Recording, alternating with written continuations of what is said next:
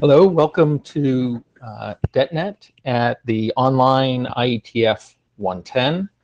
I'm Lou Berger. We have with us Janusz Farkas and Ethan Grossman, our secretary. The material is, should be all posted, actually for both sessions.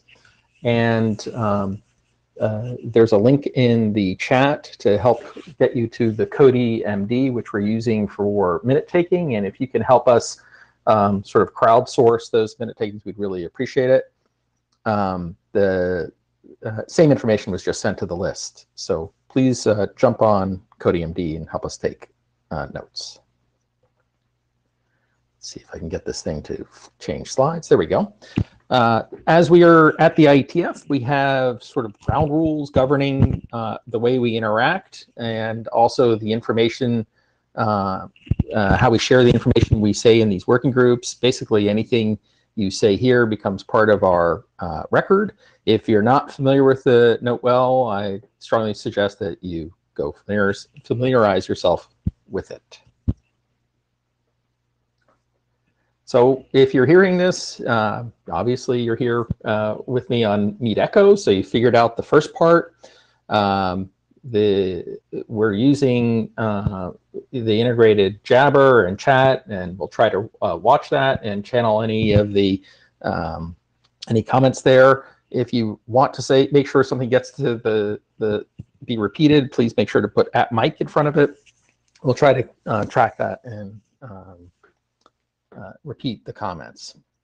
I already mentioned that we're taking notes through Cody MD, and the material is posted at the various links. One thing I'd like to comment is the Tools website seems to be having a whole slew of issues, and if you run into problems there, go check out for the same information on Data Tracker. So we have 2+1 sessions at this meeting. The first session we're in now is a 1-hour session. We're going to really focus on reviewing where we are on our Yang document, which we hope to move to last call. The objective of covering that now is to really make sure the working group has a good understanding of what's there, and to accelerate the last call process. Our second session is tomorrow, another 1-hour session, and it's sort of a normal working group meeting where we'll cover the drafts that are on the agenda. The third session is a joint meeting with PALS, MPLS, and Spring, and is really going to be focused on OAM and MPLS and the control word consistency across the different groups that are using that based technology.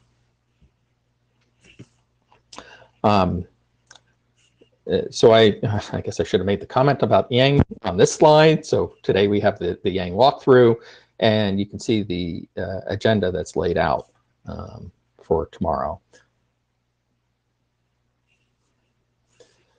In this working group, we follow an IPR disclosure process. That is, we require IPR statements from authors and contributors at 2 points. The first point is when we adopt the working group document, and the second one is before we submit to the ISG. So that's part of our last call process, working group last call process.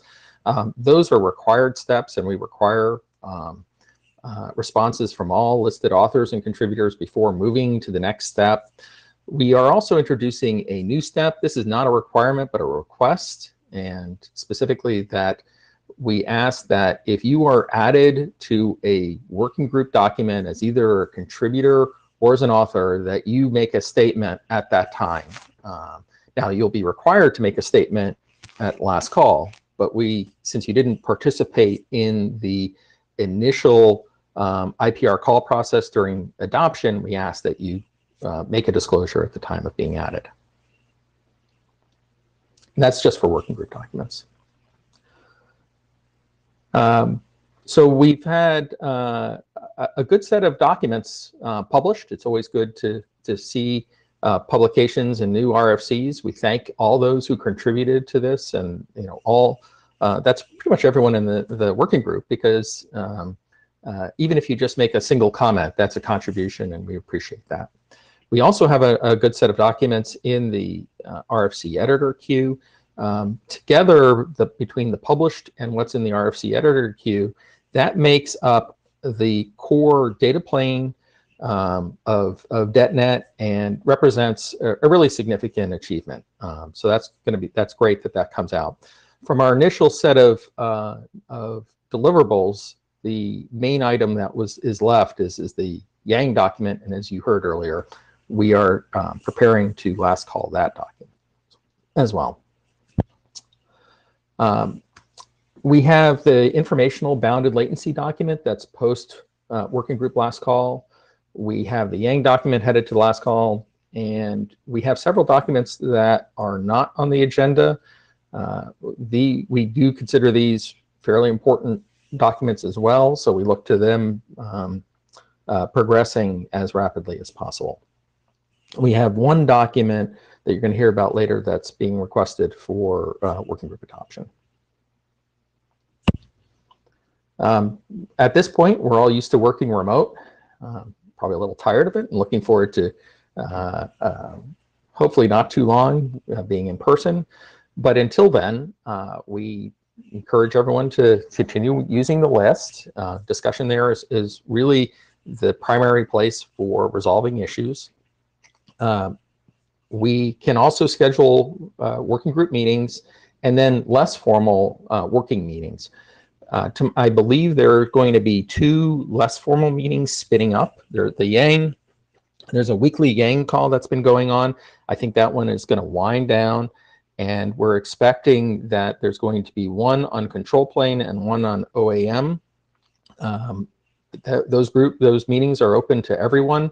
They're less formal, so they're not minuted, but what goes on there will translate to updates to drafts, and those drafts will be brought to the working group, and the changes will be brought to the working group to ensure that we have consensus from the working group. But again, those are going to be open to all, and stay tuned to the list for the announcement of those meetings.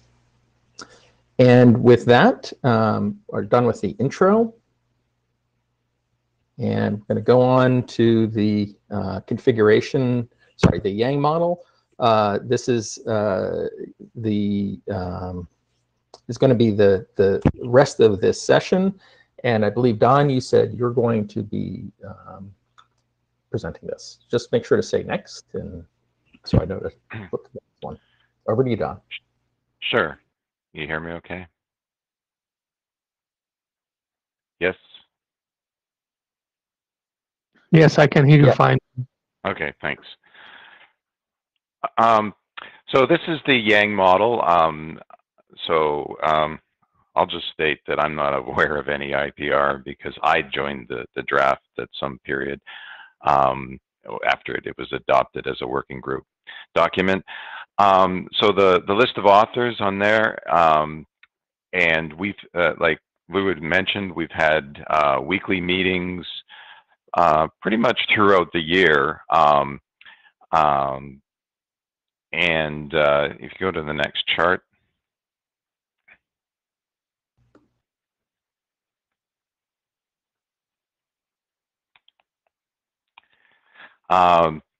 So we think the document's at a point where we're ready for last group call. We've had in other updates, we've always had items that we had to do.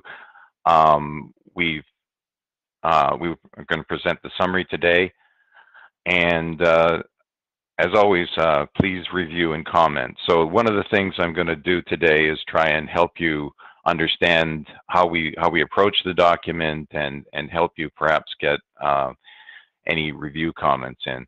Next chart, please. One comment on your prior slide. The title of the prior slide said configuration. My memory is the current model covers both configuration and operational state. Yes, yes. So there is, and the name of the model was called a config model, and then we changed it just to Detnet Yang. So there is both status information and configuration information in there.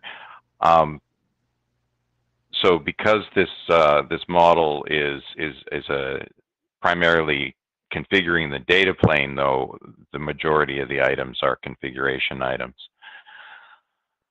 So the history there is, as we went through the various versions, so we're on version 10 and 11 are virtually the same, except that somewhere along the lines, I guess I didn't catch that there was additional Yang checks that went in. So when I submitted 10, I found that there's a -IETF flag I hadn't been using on the Yang, the PyYang tool, and that turned up a bunch of other basically comments on descriptions that were missing. So we edited that, and we have a clean Yang model. Next chart, please.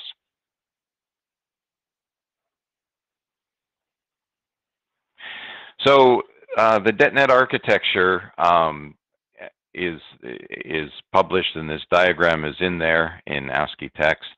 And as we were trying to present this, I realized that if you think about the data plane drafts, they go right across this architecture kind of horizontally.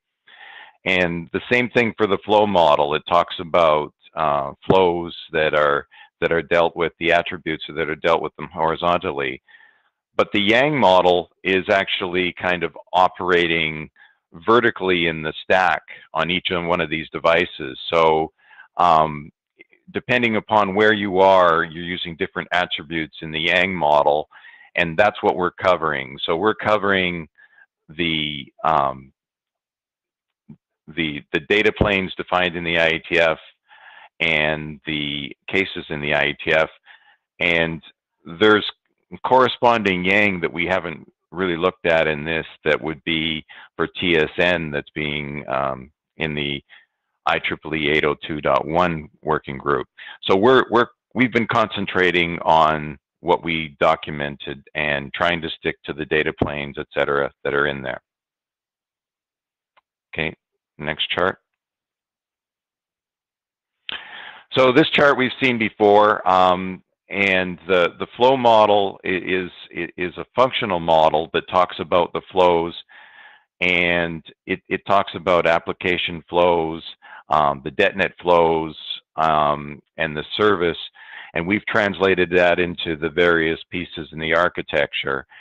The only thing that's happened in the last little while, in the past few months, there was some updating of some fields in there, and we have tracked those changes, we believe, in the Yang model to date.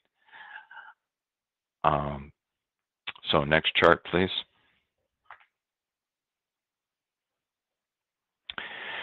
So like I said, the Detnet Yang model is hierarchical. It contains aggregation. It's location dependent. We saw on the chart where you are, if you're an endpoint, transit, or relay. The flows are aggregate flows, and we capture the flow attributes and the status information that's in there. We tried to build it as much as possible on reusable pieces from other Yang models were out there for IP and MPLS. It's configuration centric because it's a model that would be used with something like an SDN control plane. We're not talking about configuration for internal control planes, and it includes some operational attributes. The Detnet flow model, I'm not really summarizing that well, but the differences are that it's functional, and it's concerned with the attributes and characteristics of flows, and it covers configuration aspects and operational aspects. So that's just kind of, when I came into this, one of my tasks was to try to align with the flow model, and we think we've done that, but there are differences, as I've mentioned out. Okay, next chart, please.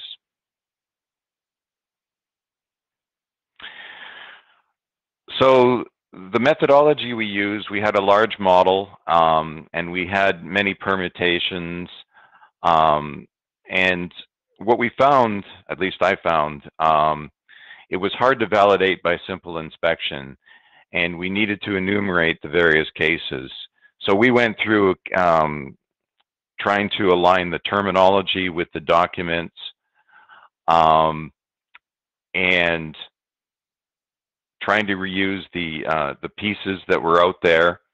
And what we found worked was considering configuration cases. So we started off, once we had revamped the model, we started off with a simple configuration case of a flow starting in an application, going through the service sublayer, going through the forwarding sublayer, and then we used YangLint to test and document that case. So by providing an XML file that had the configuration aspects for the particular case we were looking at, we could go through and validate that against the schema, and it gives you a clearer picture. And because we had discussions back and forth, we've provided diagrams for the cases. So we've got, like I said, we started off with the basic single Detnet flow endpoint for unidirectional and bidirectional cases. And then we started working our way through the different cases, transit nodes and simple aggregation, and aggregation at several places. Next chart, please.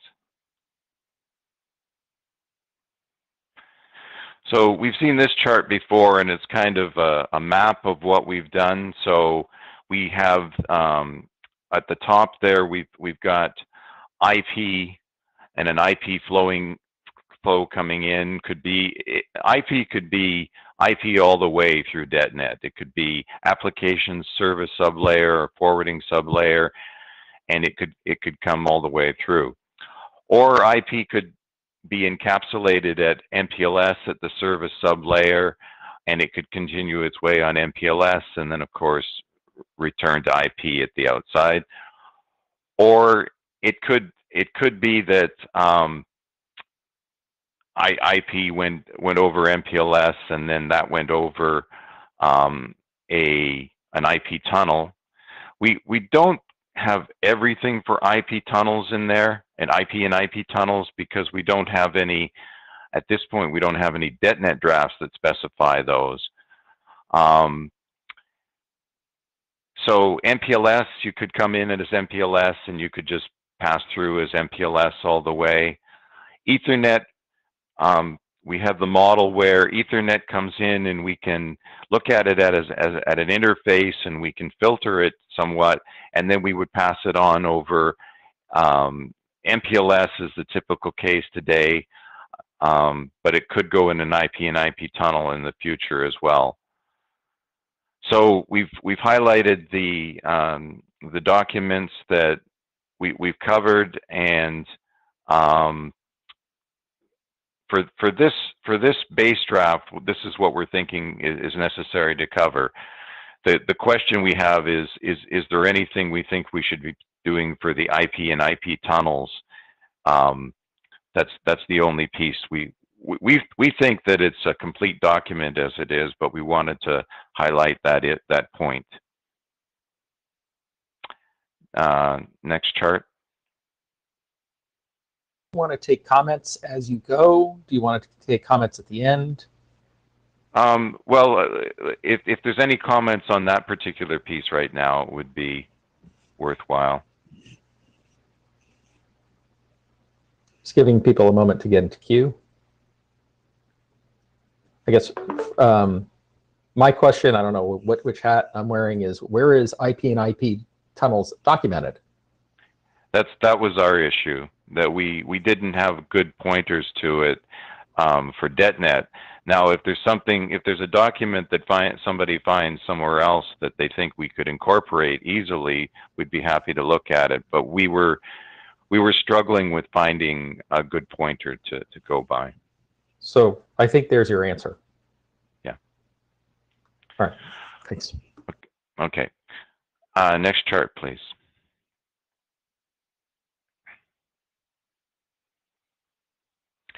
So this is just a model structure that we have in the document. So we have application flows, the service sublayer, and the forwarding sublayer, and then we originally had under each we tried to fit in with the flow model. We tried to fit in the aspects. As the model evolved, we basically created a traffic profile that has the flow attributes, and it could be optionally attached to each piece. Because Detnet is hierarchical, but an app flow and a service sublayer flow and a forwarding sublayer flow can go on to the next layer. We found that there were cases that they could be attached to each one. They're optional in the sense they don't have to be there, but you could attach that information to, if you had app flows and then you had an aggregation, you could have a traffic profile that reflected that aggregation at the service sublayer, for example. So this was this is what's the major pieces inside the model are these. The app flow, the service sublayer, the forwarding sublayer, and the traffic flow profile. The other thing is that we, in the model that we do, is we refer to each layer with reference pointers, and they're bidirectional reference pointers, but we've tried to make it so that you only have to configure it in one direction, and the other direction would be just something that you could refer to. So if an app flow refers to a service sublayer, but you would only configure it in one place, and the other one would be available for viewing on the other side. So you're able to see from the app flow which service sublayer you're going to, and you're able to see from the service sublayer what app flow it supports, but you only have to configure that once. Next chart. So the model tree is in the document. I just put it here for reference because we're going to be referring to pieces inside here. And the only thing you really need to take away from this is when we look at the models in the Yanglint where we're doing the actual cases, we're using a subset of these models. So these have all the this has all the permutations in it, and what we have here, just on the left-hand side, we have the traffic profile, and then we have the app flows. Next chart, please. We have the service sublayer with its attributes and direction. And next chart, please. And then we have the forwarding sublayer with its attributes and directions. And next chart. Okay. So at a high level, that's the complete model, and now what we're going to talk about is the various cases. So what we started here with was a simple model, and we started with the application flows. So the diagrams that we've created to describe this have evolved over time. We've tried to align them one with one with the examples. So there is a repository, a Detnet repository that contains, I think, the complete set of these diagrams and the complete set of the test cases. The only thing that may be a little bit confusing, and that was one of the reviews had said, oh, you're using IPv4 addresses all over the place, and they're the same. And I didn't realize we had done that specifically in the models and the examples to match these diagrams, and I changed some of them. But for this presentation, I think I've realigned them. But if you're looking at the draft and you say, oh, the addresses are different, it was just because there was a comment that you should vary the addresses, and I foolishly followed the comment. So in this diagram, what we have is we have two applications, and that's illustrated.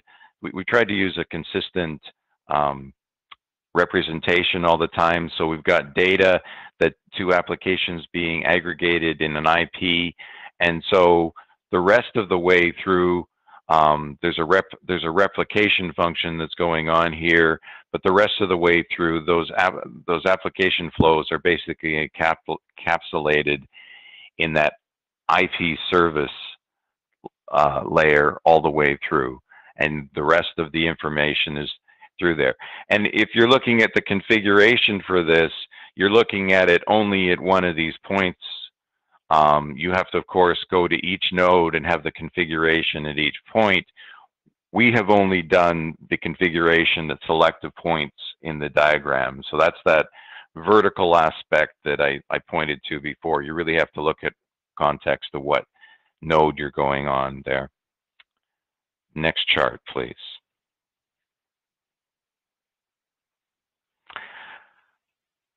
So this is, I think this is just the same. Go back for 1 second. This is two apps. I think this is the same diagram. Just go back again to the forward. Sorry.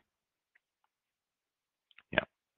This is just another representation of the same diagram we just had, and it's just another way to show it. So we're basically showing the operations that go on here at a node, the ingress node, the application service and forwarding layer, and then again you'd have the same operations on the egress, and there's configuration in both directions. So while this is bidirectional, you can configure it either as like a unidirectional configuration in two ways, or there are capabilities in the model to basically use, if you're bidirectionally congruent, you could use the same components in both directions, but there's nothing in the model that forces you to. So it's a unidirectional type of configuration, but you can support bidirectional services as well.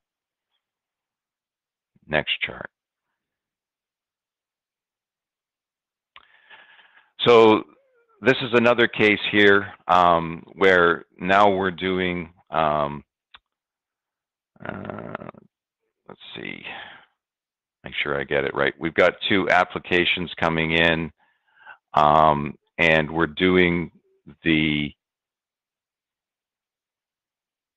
we have two IP so the applications come in, the data comes in, and it's on IP, and these two IP applications are being aggregated at an MPLS service layer. Okay, next chart.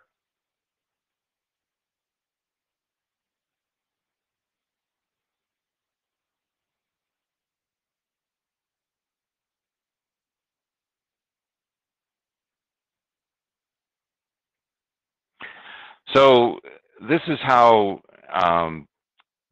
we would validate a case here. This is case B1, and it says continued on there. No, I think that's the first one, but it looks like it's the beginning of it. Just clarify something on the previous slide. Sorry about being on mute. So on the previous slide, your word said that you're aggregating at the service level, but the slide says aggregating at the forwarding level. Which one is it? Did he misspeak, or is the slide wrong? I probably misspoke. Okay, thank you. So this is aggregation at the forwarding sublayer. Yes, I think so. All right, thank you. And can you just go to the next chart here? It looks like we've got the charts in, yeah. So this is the actual first chart, and then they somehow got out of order, probably my fault. So what I wanted to cover here is that as much as possible, we validated as much as the model as we could. So we actually configure interfaces, and we're using the operational view of the model because to get a view of what's going on, we have both config false and config true attributes. When you're configuring in Yang, you basically, the config true items are the ones that you are typically configuring, and the config false ones are typically the ones that you're reading back for status information or, you know, confirmation of configuration. And we wanted to do both because we found that if you just do the config items, you don't quite have the full picture. You don't have these forward and backward pointers that we were mentioning. So we've gone to a model where we're using the operational one, and for that reason we have to fill in, because the IETF models have some pieces in there, we have to fill in these things like the operational status and the time just to satisfy the model. So that's why there's more detail in here than there needs to be. You really just need to know the name of the interface. But because we're going to use that and we have an operational view, it will show up this way in the model.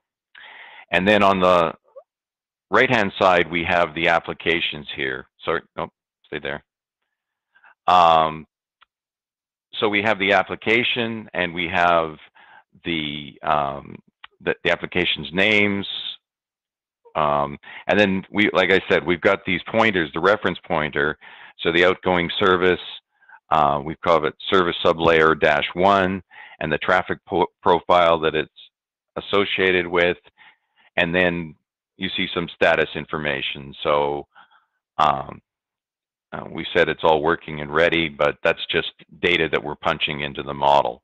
And the interface, so the interface, like I said, to get that interface and reference it in, Langland is actually checking these. So if I was to put Ethernet interface 5 in, it would say it doesn't exist. So that aspect of the model is being checked in here. But it also gives you the nice flow through of what's going on here. So we have the IP flow and the addresses in here, and then the same for application 2. So now I believe you have to go back one chart to get to the second chart. Yes. So here's the traffic profiles follow next, and we have the profile, and then we have in this one we have traffic requirements. There are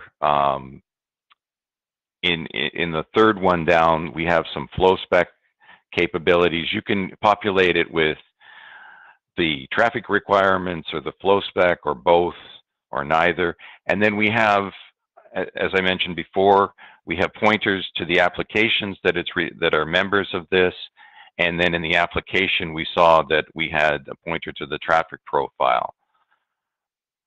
And then on the right-hand side, we have the service sublayer.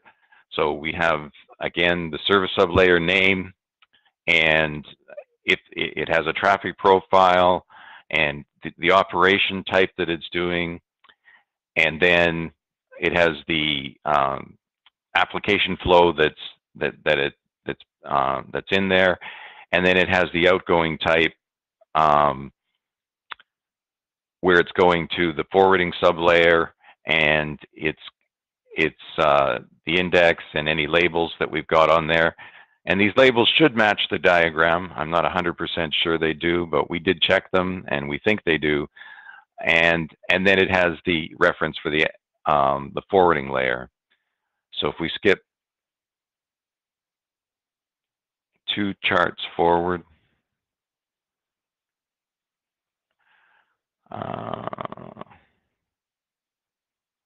So there's the other service sublayer, and then we're on to the forwarding sublayer.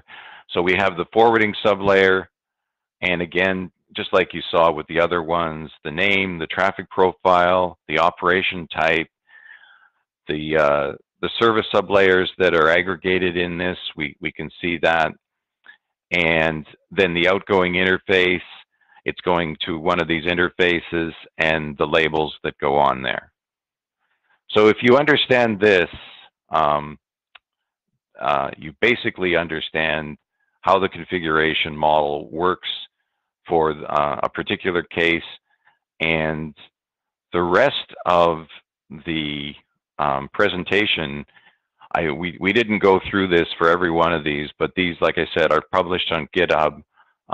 We can publish a pointer to that if you want. They're just to help you understand the model. So if you're really a good Yang expert, you'll just look at the Yang model and know what's going on. If you want to understand how it's used in configuration, these are the things that you would go and look at. So I can pause there for any questions. This is the diagram that goes with that. So like I say, we've done the validation, and then we've done the diagram for all of these cases. And I'd like to thank you know, the members that were participating in the weekly meetings for going through all these, because it takes a while to go through all these and get that working. But I think it provides a good way to view the Yang model. Any comments, questions? Don, these are not in the working group document, correct? The diagrams? Yes. Yeah, no, we didn't put. We put a couple of test test files. So I think it's A1, B1, and B2. The tests are in there because other Yang documents typically include some sample configuration, and we validated that through YangLint. So we have done that, but we haven't put the diagrams in because they're not an ASCII art, and I think they don't have to be. You could publish them as an appendix, or just include them, and they would be included in the PDF. I myself haven't done that, so I'm not quite sure how that works from the mechanical processing. But I know you can do it if you want to. Just something to consider is if you think this is really useful in helping understand things, you might want to figure out how to capture it in the document. There is one also comment from Jabber. This is from Tim Costello. Are any other Yang models for Detnet outside of the IETF? I think that, are there any defined for Detnet outside of the IETF? And then the follow-up is this Yang model interoperable with other Detnet Yang models from outside the IETF? So there are TSN Yang models that are being defined in the IEEE, but those are not Detnet Yang models. Those are TSN ones. So I'm not aware of any Detnet Yang models that are being defined outside the IETF that are in the public space. So the second part of that question would be they're not interoperable. But when you talk about interoperability in Yang, I'm not exactly sure what you're talking about. The data plane between the way this is implemented is you would configure on one node, you configure on another node, but the data plane that goes between that is standards. It's either MPLS or IP right now, and that would be interoperable. So I don't know what interoperable means in the sense of Yang models in this question, if they want to clarify. But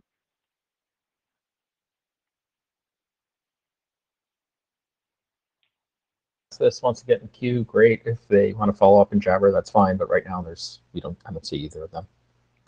Right. Okay. So next chart. So these are the cases we went through. So I think people can read through the cases. Basically, we considered aggregation at each layer, and the model has. So when we were discussing this, we found out that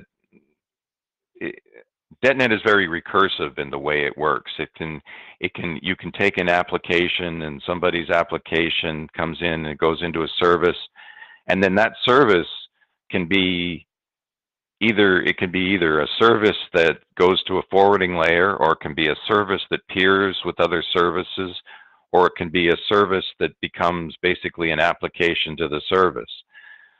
So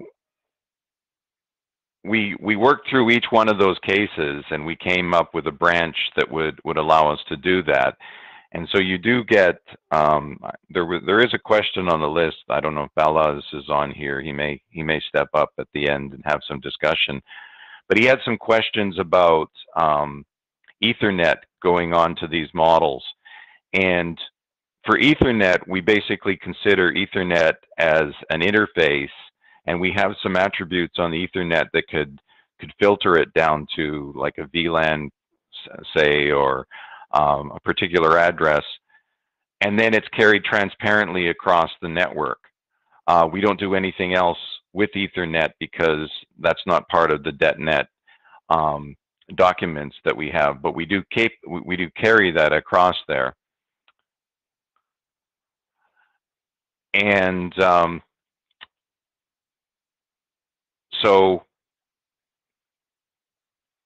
the point is that when you're reviewing this, just look through the models and see if you think that they make sense, and if you think of anything else that you think is missing, please raise it on the list. I have replied to Balaz about the Ethernet pieces, but I may not have hit his points on there. So next chart.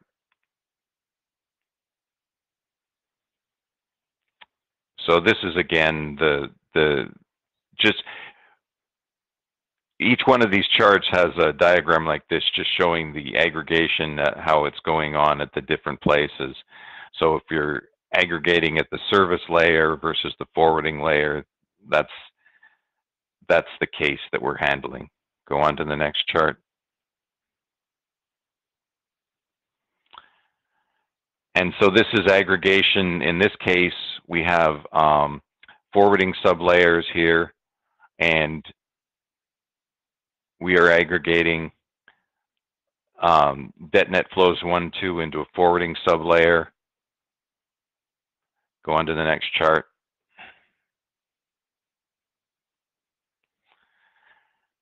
And this is basically showing what's happening again. In this case, we have, you can see the forwarding sublayer being aggregated into a service, and then aggregated into 2 forwarding layers. So just go on to the next chart. I think these charts speak to themselves. This is just showing the reverse direction for that one. Next chart.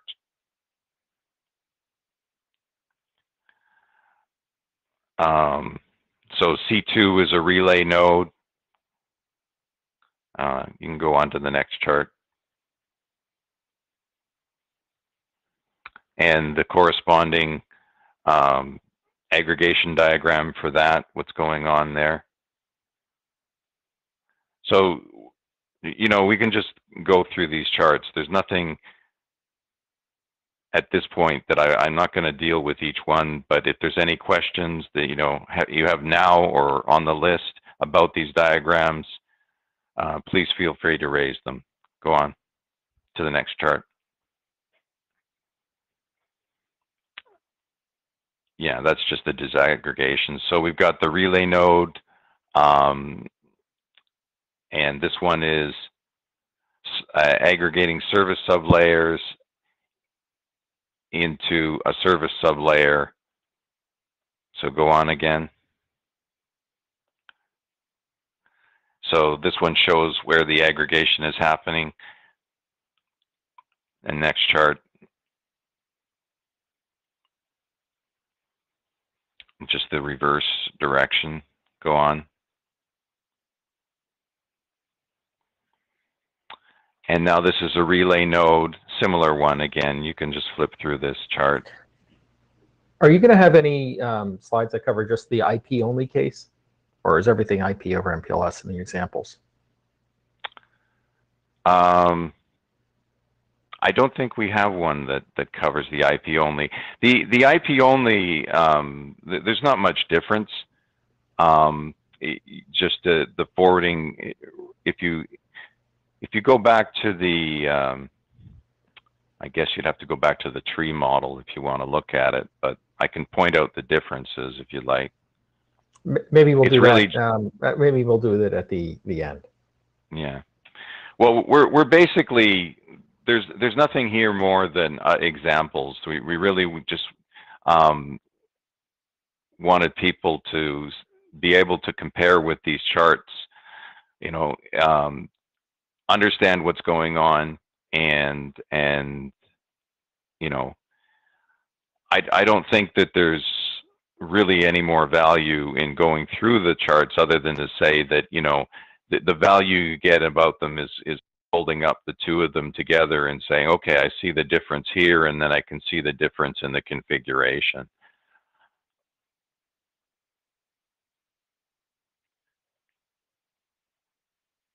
Okay, so we can go on. So we can either keep going through, I think we've got about it. There is a question in the chat window.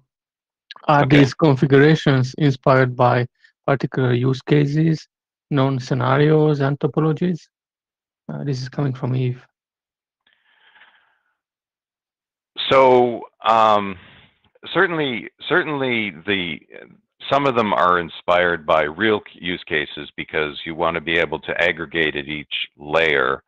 But some of them it started to fall out because the nature of the Yang model. Once you aggregate something at the service layer and you allow services to come in, you end up with these this hierarchical nature, but then being able to plug and play them in there. So they were definitely inspired by real use cases, but I think the model supports perhaps more aggregation types than you would need, in the sense of doing that on a particular node. You can always do this step by step by adding another node with configuration to, like, you start an application again, you have something aggregated, but then it comes in as an application and you could do it that way. So I don't think there's unnecessary pieces in there, but there are pieces that would be less used and pieces that would be more used in the model, I would say.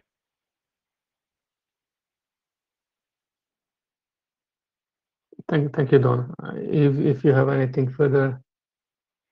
Yeah, the rest of the presentation really, I mean, if we want to just go back to Lou's point and just show where an IP model would be in there. If people think that, you know, we need an IP model example, that's not hard to oh,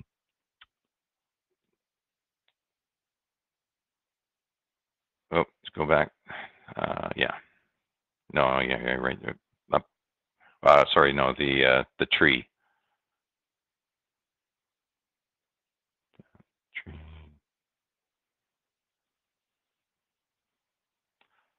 Well, so I can't, if you give me a slide number, I can get there. Okay.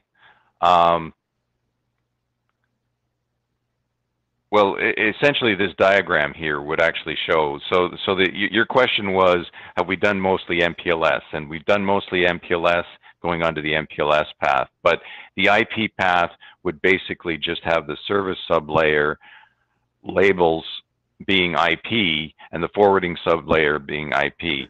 So if you go next chart,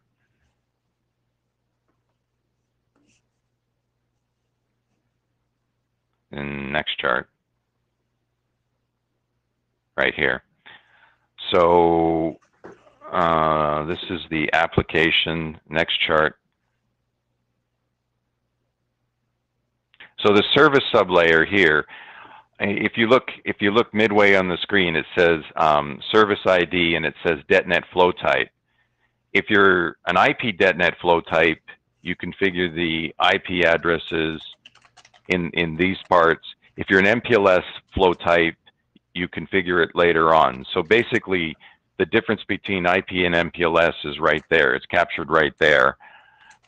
That's for the incoming direction, and then for the outgoing type, it's the same thing. We have the header type, if it's an MPLS header or if it's an IP header on the right-hand side, you would configure it as an IP header. So that's the only difference in the model between doing an all IP and an MPLS one. The other thing about the IP is because you can specify prefixes on the input of the IP, you can do some aggregation with IP prefixes in the IP model. So we don't have, like we said, the IP and IP tunnels, but we do have aggregating prefixes on the incoming side, so you could do that. So maybe in summary, I can say that the Yang model itself supports the .NET IP data plane. You just rolled out in the presentation more MPLS examples. Yeah, and that was probably just habit. There was no reason for that other than habit. If you do end up putting this material into an appendix, I think it would be good to include some IP, pure IP examples, both for the normal case and the aggregated case. And I see we have David Black in queue. Okay. I would agree with your remarks. One of the nice things about the MPLS data plane is every time you do the aggregation, you've got a label that shows you the aggregation. The IP data plane has to do some of this implicitly. So starting from MPLS, at the very least, leads to clarity in this discussion. And then writing up the IP examples that would be useful, and maybe if we find serious gaps there, it might lead to somebody trying to figure out how to do an IP and IP data plane to fill the gaps. We need to understand what the gaps are first. Yeah, we don't think there's any gaps from an IP perspective, but you know, we can definitely spin up a test case to make sure. And the question, I guess, is do people find, you know, we put a few example models in. We didn't want to bloat the document with it, but if people really find that, hey, this I don't know what you call it, dictionary of examples basically is really useful and we should capture it in the document, that's good information to have too. I'm certainly finding it very useful, and in particular, the pleasant surprise I wasn't expecting is that it provides a solid foundation to understand what this aggregation looks like in the IP data plane, where we don't have the ability to add additional addressing info. Okay. I see Bella's in the queue. Yes, Don, thank you very much for the summary. So my question on the list was related to the subnetwork scenarios, but now in your presentation you have also highlighted that this is out of scope in the current Yang model. So where I was somewhat worried is if we are using, for example, a TSN subnetwork, and the .NET node is a TSN-aware .NET node as defined in the drafts. Then you need some mapping between the .NET flows and the TSN streams. And I think this is a point where IEEE specified young model and IETF specified young model have to find a common connection point. So that was my major question on the list regarding the subnetwork scenarios. But as I understand now, it is some further work. Okay. A follow-on to that is other large Yang models have sometimes written a section about future augmentation.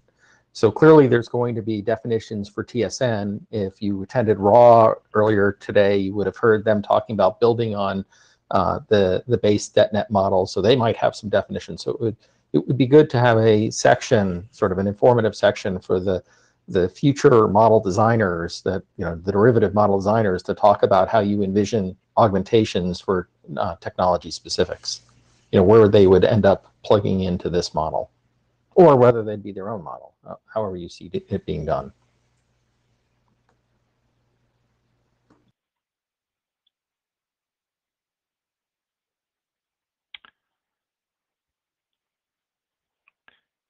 All right.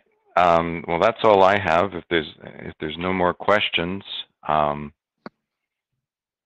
There is one more note on in the chat that examples are very informative.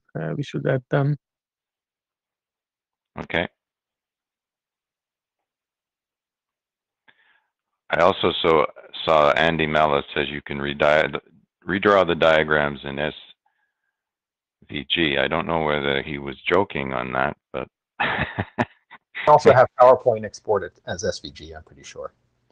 We have toilets. Is that the oh, okay, you can. Yeah, it's just one that if you do it in SVG, it can map to many formats, and I guess the implication there is that the tooling likes SVG. But we're running out of time, so Torlis is in queue. Hello, Torlis. And if I unmute myself, it works better. So thank you very much. This is a lot of great work, and I'm always wondering how to actually validate this stuff, right? So, beside, you know, people with hopefully insight looking at it and providing feedback, are there any, you know, implementation or other validation plans beyond just, you know, manual review?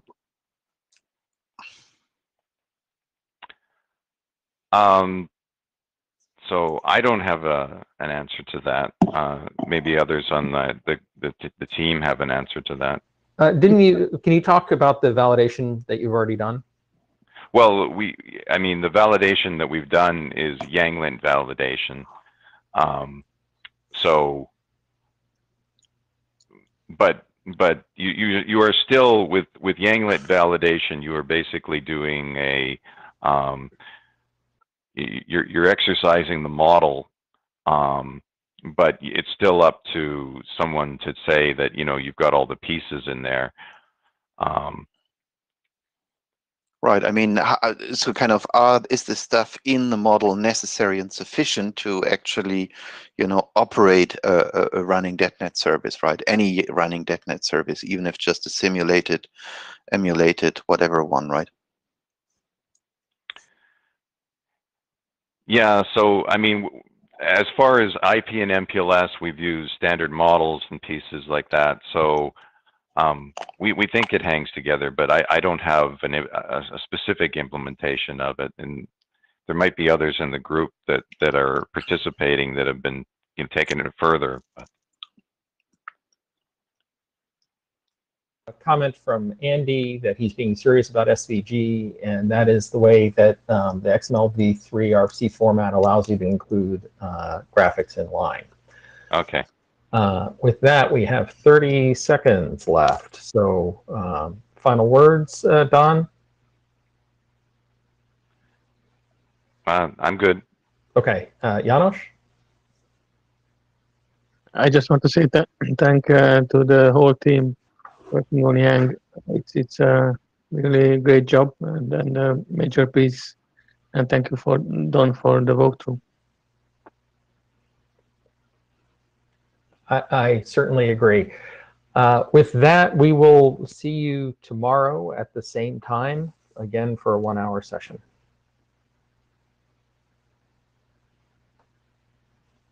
Okay, thanks. Bye-bye. Thank you, everyone. Talk to you tomorrow.